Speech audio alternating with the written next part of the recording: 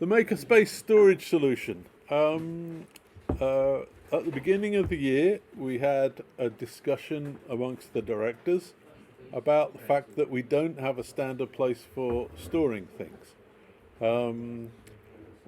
Small items tend to get misfiled; they get put in various places, and members are not aware of what is available.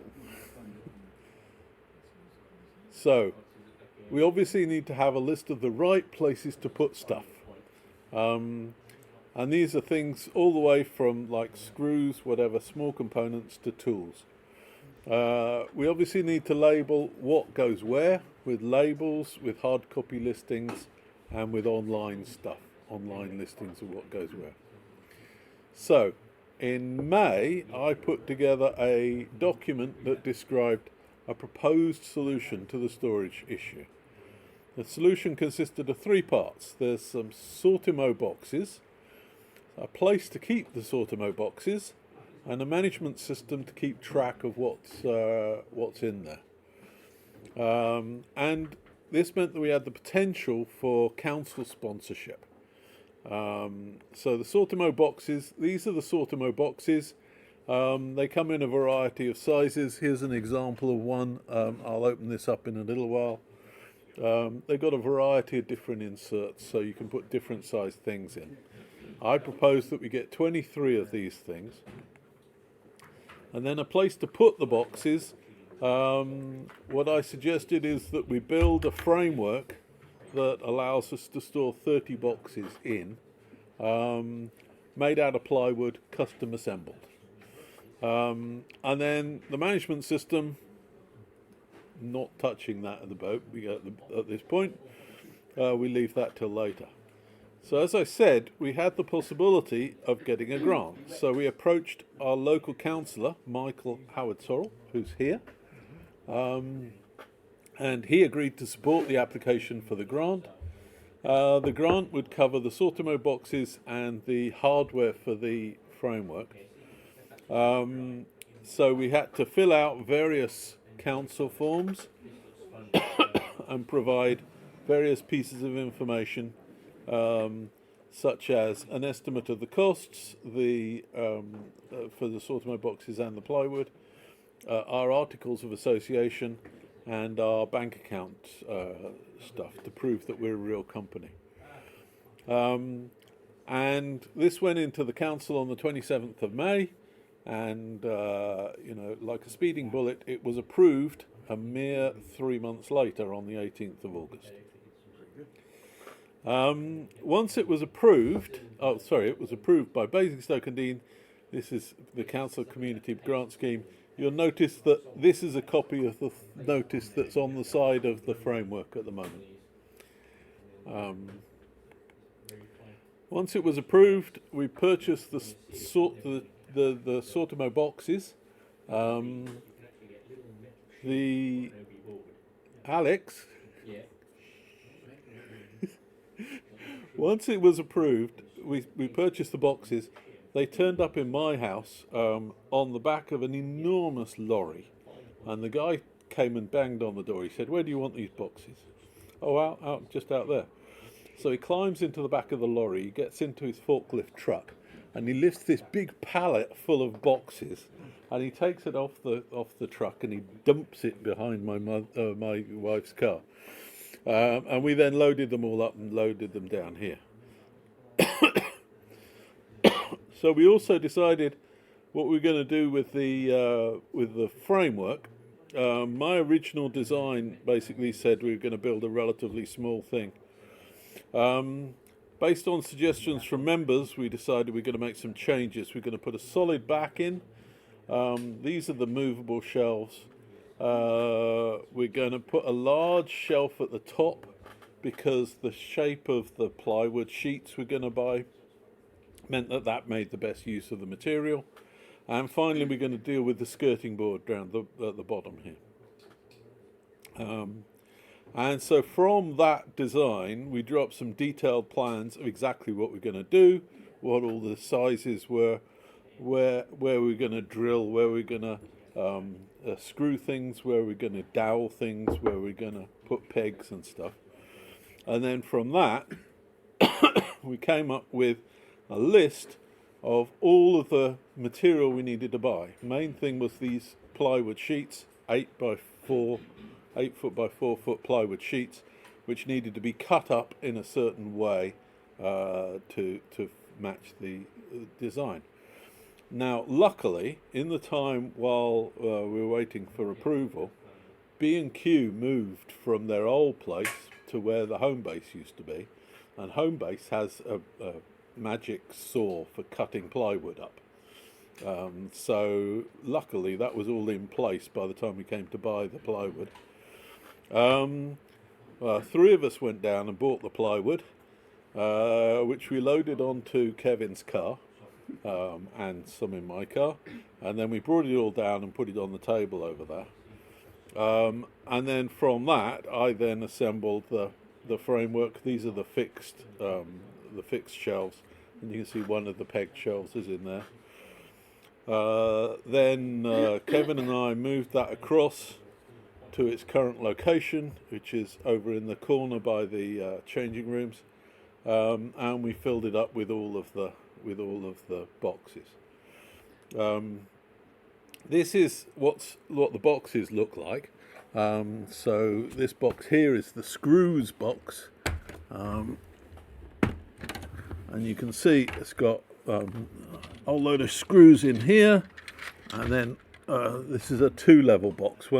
Half the boxes are 2-level boxes, but they've all got these different sized slots for different things in. So this was loaded up by Chris and Brian and myself. We went round all the places we could find screws, classified what the screws were, and then put them in here. You would not believe, to load this one box took more than 3 hours. And we documented where things end up. So we basically got to worry about the management system. How do we get note of what things are where? And unfortunately, at this point, it was time to build it. So we needed to define how you define locations within the boxes. That's what this is. And this is a sheet we fill out to describe what items we put in which boxes and when and why and all that stuff. So the labels, you see that every one of the boxes has these labels on. There's a label over here saying which the box number is, a label here which says both the box number and the main thing that's in there, and a label down here that says the category of things. So if you stand in front of the storage unit, you can read all those, and you can sort of say, that's where the resistors are, and get the appropriate box. Then the second thing we've got is the hard copy listing. This lists things according to the names of the items, or the categories of the items, or which location they're in, or even it's got pictures of each of the boxes and what the various things are described in there, as well as having a complete description of how the system works. So if you want to get more details, and at the back here we have that form that I showed. The form I showed for filling out where things are. So should we use that if we are adding a new thing? You can use that, but you can also go straight online and add the thing in. It's better to go straight online. So this thing here, the hard copy, there's a little pocket underneath the notice there. There's a little pocket that is where this lives. So if ever you want to know where something is, you just go over there, grab this out, and that'll tell you where all these things are. However, this is always out of date. Prominently on the top of this, we have the date that it was last modified. And as you know, all hard copy documents are always out of date. What we should do instead, I will show you, is we should go to, if you go to Ephesus, our local internal server, you'll find the storage system is just there. Click on that. It'll take you to a thing that shows what the items are. And a search thing here. So if I was to say, for example, screw,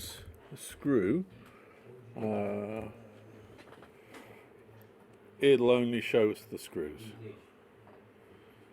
So the word screw appears in all of these. Okay. You can also do something where you go to the categories. Let's go to the electronics. And here we can see that these are all in various locations. We can see that there's a lot of capacitors and resistors in here. If I do, this is another thing with search, electrolyte.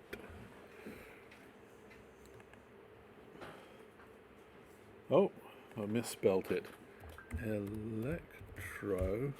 Let's go for that.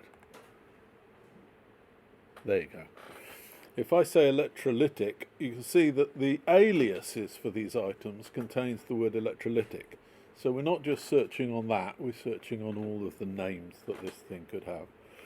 And this is obviously only searching in the electronics area. So is that like a brand name? Or No, it's a type of capacitor. Oh, type. You know, you've got the little flat ones, they're ceramic, and you've got the little round ones, they're electrolytic. I see. And if you want to know any details, you know who to ask. So that's the categories. You will notice that if we go to here, that tells us some details about that particular item. So, for example, we can add aliases in here. We can add as many aliases as we want. We can remove aliases. We can find the where it is. So this is in box F4. If we go to box F4, here we go. This is all the things in box F4 and the map showing us where those things are.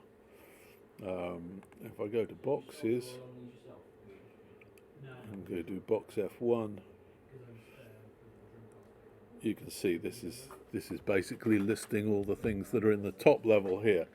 If I go show level B, that will show us what's in the bottom level. So A is for above and B is for below. If we've got a box that doesn't have a two-level thing in it, like for example one of the G boxes, there you go, G9, it doesn't have an A or a B on the location here. So this is the box that's got sticky tape and wood effect tape and stuff like that. Can you use any Boolean in the search? No, it's just you put the string in, and if that string is in the names of so the can't things. say screws, not brass, for instance. No. No, how complicated do you want it? Well, I might write that in there. Brilliant. We can add some AI to do it. let's not add any AI. It's a Okay. search, not a. So you will notice that as you go around, you've got these buttons here that allow you to do various modifications. In order to do any modifications, you need to have an Ephesus user ID. For those of you who are unaware, if I go here, this lists all the members who have noted themselves on the thing. If I go here, it asks me for my username and my password, and it would do this if I went to any of the modifications. But once I've signed in once, it'll remember me. So now I could come in here and I could change the password for myself on Ephesus. But if I go here, I can, for example, if I say new item here, and I create an item called foo, which is a other, and I'm going to put it in location F06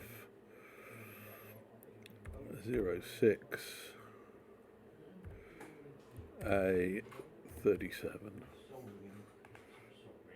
Okay, it asks me for my login,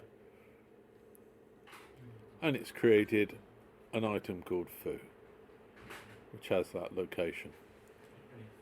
Now, of course, that's meaningless. I mean, if I go to that location, we should be able to see the foo. Foo is on A37, I said. There it is. Of course, I don't really want that, so I'm going to go to that. Oh, no. Oh. You know what? It's going to be quicker to do that. I can just delete that item and that'll remove it. So if there's like one of something, can you use it up? Then I suppose you should Yeah. delete it. Yeah, indeed. So, yeah, so long as you've got an Ephesus login, you can do all the changes and stuff. I think it's fairly self-explanatory. The only weird thing is there's some strange things on the about which let us do things like swap these boxes from one place to another. So you can move the different boxes around. If you want to do any of that stuff and it's confusing, just come and ask me. Okay, so that's the storage solution. Excellent, thank you. Okay, and thanks to the council for sponsoring us to have it. Give Michael a round of applause. Thanks for solving a Any problem we've had questions? for a while. You said the management system will come sometime. That's the management system, yeah. Oh, that is it? Yeah, yeah, Well, yeah. Okay, fine. So then the management system allows you to put all those things in, but it also generates the hard copy, of course. Yes. How through often will that be generated? Whenever I Depends on the can, updates. Like if whenever there's a I big can get change, round to it. Yeah, I just wondered whether there's nothing automatic to it. Oh no, because it actually because you need to download all these pictures and stuff. Yeah. Then it's actually a convoluted process to do it. I mean, it takes me about 10 minutes or so to get the stuff. Might only be done with a big It change. doesn't automatically generate a Word document or something. No, what it generates is this is what the sort of stuff it generates. Okay. So I can then copy that, and because it's got these things with the curly brackets, I can then Yeah. put those in chunks into there. So it's it's not an automatic process.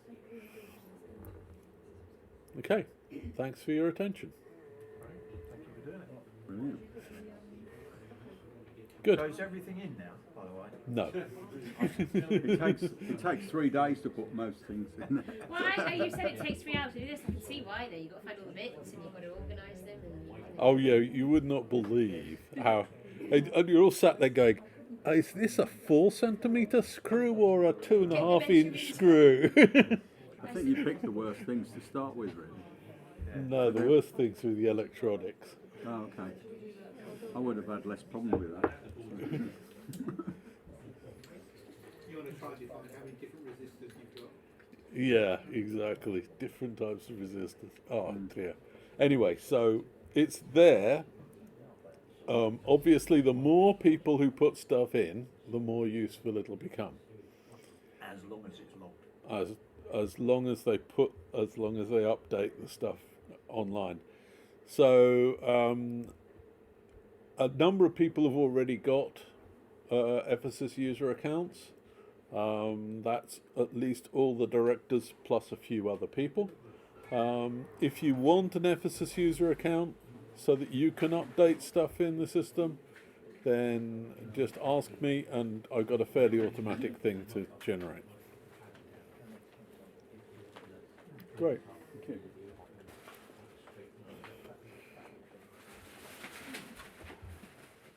Right.